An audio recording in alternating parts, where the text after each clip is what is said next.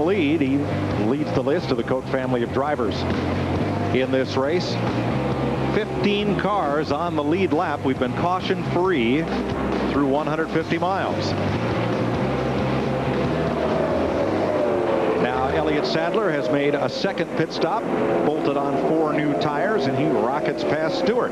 Here you see right there about 14 more laps. Tony Stewart, our leader in the 20 car there, went to 13 laps, and this is when these guys will really start interrogating their drivers again. The crew chief said, okay, now, were you better that run? Were you the same? Was it worse? I'm sure if it was worse, the drivers already let them know that. Yeah, he would. A lot of that's going on already. Let's pick up the 7th place battle where Rusty Wallace and Jimmy Johnson continue to go at it. Jimmy Johnson and Chad Knaus have been noodling out what they'd like to do and what everybody else is doing.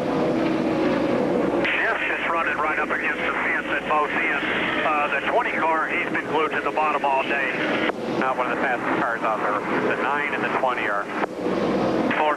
20's been on the bottom. 9, he's been up top most of the day. You did that last lap. That was a 31.67. That was a good lap. And what that is, that's Chad Knaus going over the times that Jimmy's running versus these guys. But that was his spotter, Chris Osborne, because that's just another role the spotter plays. He's on top of this roof. He can see all the different lines these other cars are running. And I always tell the spotter, listen, tell me things I can't see. Don't tell me things I can see. I'll figure that out on my own. Tell me things I need to know that will help me. Digging, buddy. Just keep digging. I need to get everything you can here. And what they're talking about there, they're just a few. That was Jimmy Johnson, the 48, and here we see Greg Biffle in the 16 coming to pit road. He's telling him we're close to another pit stop. Get me as much as you can till that pit stop. Now, Biffle is the first of the leaders. He gives up 5th place to pit, Steve. And Mike, he just told crew chief Doug Richard that they're a little bit too tight. So they're going to go ahead and change those 4 tires and make an air pressure adjustment. That's the only adjustment to the 16 car, just a little bit too tight. 14.7 seconds. So important on these green flag stops. It's important under caution, but you just cannot have any mistakes like Matt Kenseth made on that first green flag stop. But what Matt was trying to do was, you know how we always talk about ins and outs. He's trying to maximize that speed at the end of pit road. That you can save a lot of time right there if you can get on there nice and fast. Darrell, let's back to that race for 7th. Jimmy Johnson, Rusty Wallace, and with them are some lap cars like Derek Cope, who are very fast on new tires. What's it like when suddenly you're racing cars that are fast, like there goes Scott Riggs, that you haven't been racing all day? Well, you start hollering at the crew chief. You know, how much longer I got to stay out here? You know, I'm getting run over. I'm getting, these guys are going around me on the left, going around me on the right. I don't need to be racing these guys. When am I going to pit? Jeannie? Well, that sounds like a similar conversation was just on the radio, the 48, Chad Knaus saying, come on, just get into the pit because these guys are killing us out here. Just minutes ago when we saw Rusty Wallace go right by the 48 car, Jimmy was saying, look, I'm having problems arcing it into turn 3. I just cannot get it to turn into turn 3. Matt? Casey Kane has cut Tony Stewart's lead now at only 2.9 seconds. Casey says the car is loose in the center, but it continues to get better. He started the day out on the bottom, and then you heard Chris Osborne, Jimmy Johnson's spotter, say that he had climbed to the high side. To Steve. Well, Matt, 8 laps ago, crew chief Greg Zipadelli told his driver, Tony Stewart, in that 20 car, you just ran your fastest lap of the day. Tony replied by saying it's just a little bit tight right now, but it did the same exact thing at the same exact point in our last tire run. 2 ex-open wheelers have just set their own personal fastest lap of the race just now.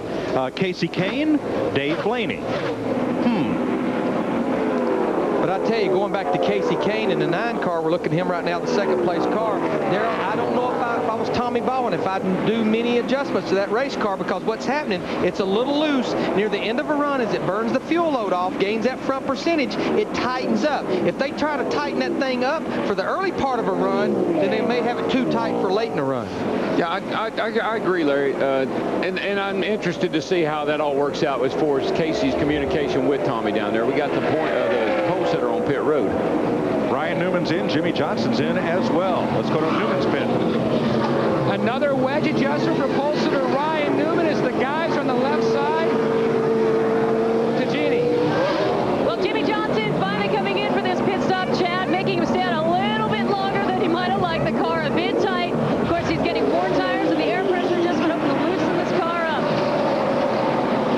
But you know, guys, let's just follow up. Mike, you asked a question a while ago about guys out there on fresh tires versus your old tires. That's another role the spotter plays. He has to let you know fresh tires coming about 10 car lengths back where you can anticipate where you need to go to get out of his way.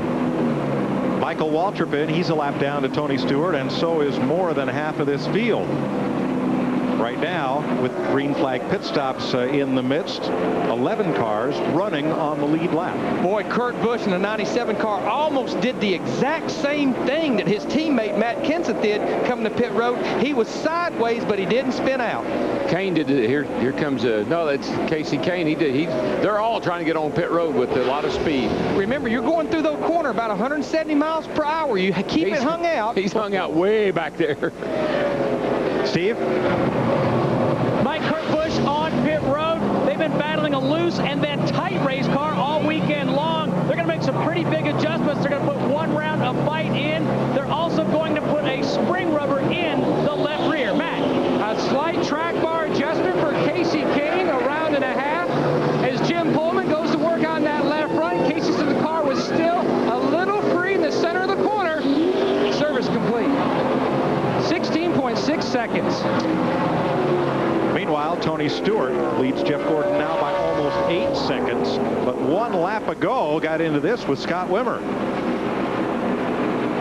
Just coming off of turn 2 over there, and I tell you, when the tires get worn and it's a little slick over there, you make contact. They got away with it, but you don't always get away with it. No, because the last thing you want to do is beat a right front fender up on your race car here at this place as fast as the speeds are. When Tony runs as low as he does, and you got a car on the outside of you down there, it can suck you right into it. Rusty Wallace, 4th place car to pit road. Casey Mears, the 41 car as well. Another lead lap car. Dick? A terrific day here in this number 41 automobile. This was a planned pit stop. The car just a little bit loose. He's doing a great job today, Mike. He has been running in the top 5 all day long. This is surely one of the best rides that he has had in his entire career, and backing it up from that Las Vegas run last weekend. Steve. Well, Dick, Tony Stewart saying, just get me a little more rotation in the center. Free me up just in the center. So they're going to make just a small air pressure adjustment. Stewart is on pit road. Todd Foster and Mike Lingerfeld change tires. Dick?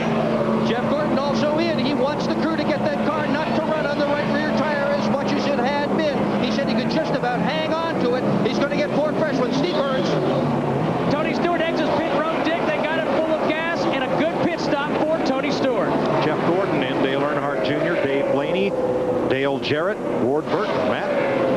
And the Bud guy is waiting for Dale Earnhardt Jr. to peel off as he does. 2 pits away.